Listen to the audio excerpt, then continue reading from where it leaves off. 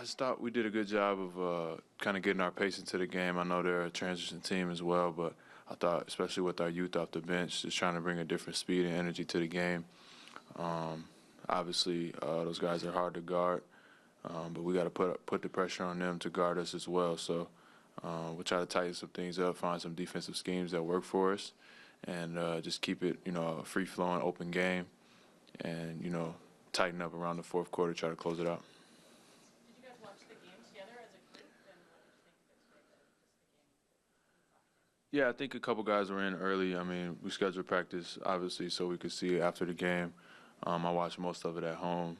But obviously, two great teams, and, you don't really know what to expect. Was kind of preparing for either way. But obviously, Cleveland being at home with LeBron, you kind of knew the type of performance he was going to have. But I thought Indiana had a lot of chances there to make some plays to close it out, and that's what this time of year is about. So we'll take little things that we saw here and there that maybe can help us, and going forward try to put those in. Are you surprised by how tight that series turned out to be? No, not really. I mean, I guess because I'm the other guy, all the time. Like, I don't know if anybody thought Indiana would do what they did, but we played against them this year. They were a really tough team. And like I said, this time of year, you give teams time to prepare. There's a lot of proud guys in the league, and obviously you see guys like Oladipo, and I mean, Collison had a great series. Thad Young, those guys came in ready to play, and obviously pushed them to 7. So, the teams that make the playoffs, there's no bad teams in the playoffs. As you saw in our series, I mean, it was a 1-8, but in any one of those games, it was just, teams are pretty evenly matched this time of year.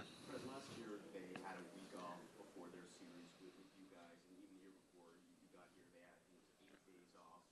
Now they're coming off of that series. LeBron's played a ton of minutes. How much do you think the rest advantage for you guys helps this year? How much of a factor do you think that will play this year? I mean, you would hope, right? I mean, I hope he's tired. I hope they're all tired, but you can't depend on that. We're going in preparing, as we would any other game, and that's the beautiful thing about the season is you go through those stretches where you have 3 days before a game, and then you go through those stretches where you're playing every other day for a while. So you just got to be prepared for all outcomes, and we're not going in changing any of our game plans just because we had a few days of rest and they didn't. It's not really going to have that big enough effect on what we do. So, hopefully it's an advantage, but I don't put really any stock into that. I think they used 4 different starting lineups in that series, Cleveland, and obviously players came in and out of the rotation. How does that affect your preparation, knowing you might not see the same team from one game to the next, one possession to the next even? Yeah, I think maybe just the first part of the game, that first run, and then after that, it's the basketball game. A lot of teams sub early anyway, so it doesn't really have that big of an effect. But kind of don't really know what you're going to get until they announce their starters before the game. But if anybody can do it, they can. I mean, they've had probably the most lineups this year. I don't know if that's the stat if they hold it, but they got to be up there in terms of trades and guys moving around. So. Like I said, we'll be prepared for all outcomes, and whatever they throw out there, we got to be ready to go out there and attack it. How much do you take from how physical Indiana was, how competitive they were, how kind of relentless they were throughout that whole series? Yeah, a lot. I think they had success with that, just being aggressive, pressuring them, trying to force turnovers, trying to speed the game up, make it a physical game, and those guys are really good. So you don't want to have a summertime shootout type of game where it's just up and down and nobody's getting touched, and it's pretty free for them. Obviously, we like that on offense, but our type of defense, we need to get into people and make them feel us and be physical. And I think that's something that we've been great at all year. Is kind of imposing our will, and it's going to be something that we have to continue to do.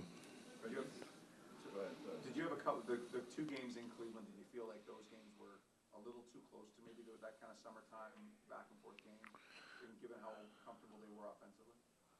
Yeah, I thought they were probably too comfortable. But at the end of the day, it was just a lot of shot making from both teams. So obviously, I'll give our guys the benefit of the doubt. I'm always gonna be biased to my team, but if there's anything we could take away from that, is just to be more physical and kind of make it tougher on those guys. But I mean, give them credit. I think they're top 10 in volume and efficiency and transition and those type of things. One of the top three-point shooting teams, as are we. So those are all, big keys going into the game, is trying to chase them off the line, and make things tough for them.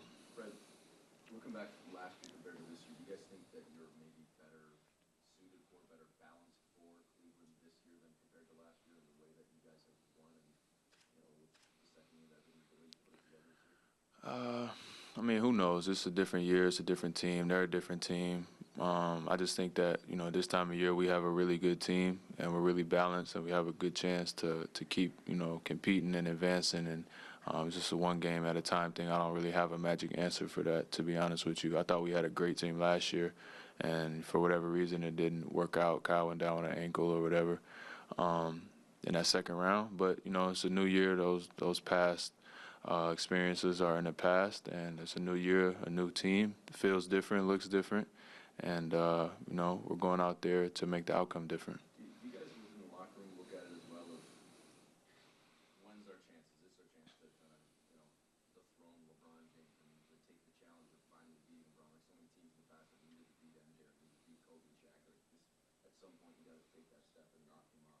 Yeah, I don't think, from my standpoint, at least just speaking for me, I don't put that kind of legacy kind of impact on the game. For me, it's just more so going out there and trying to advance to the next round. I think I'll leave that for the morning talk shows and debate shows and stuff. It really doesn't have an effect on what we do. But yeah, LeBron's been the best player in the league for a long time.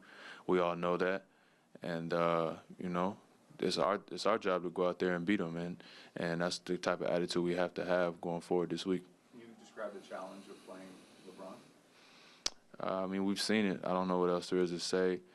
Obviously, like I say, he's one of the best players in the league for a long time, and obviously, I respect the guy a lot. The type of player he is, obviously the person he is, but for me, the most respect I can give him is to not give him any respect, in terms of going out there and just trying to challenge him and take him down, and that's our job, and that's what we need to do this week.